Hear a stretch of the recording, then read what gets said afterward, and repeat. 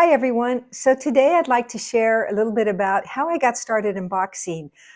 Most fighters, professional fighters especially, have amateur fights before they become a pro.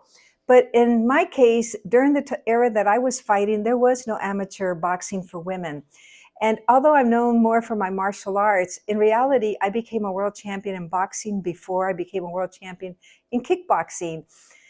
I had been trying to get fights for a couple of years, and at that time I had learned that Lily Rodriguez, Benny's sister, was kickboxing and she was boxing.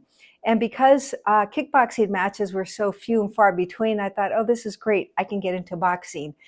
So I kept trying to get fights, and no one would give me a fight. They would tell my trainer, Hap Holloway, oh, she's too green. She's only going to get hurt.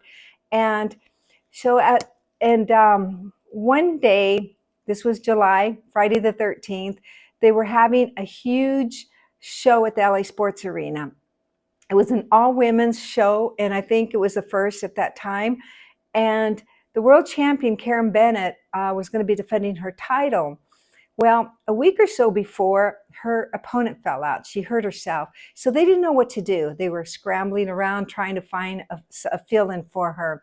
So they thought, okay, here's this boxer who's never fought, easy fight.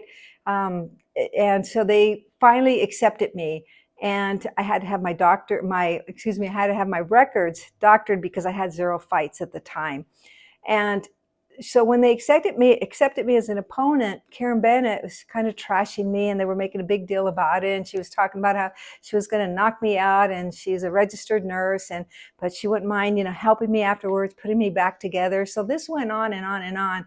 So even though I'd never fought before, by the time the night of the fight, I was just so wound up and so determined that no matter what, I was going to fight my heart out. And as I said, that was Friday the 13th, 1979. And that's the day I became a world champion, because after our fight, she retired.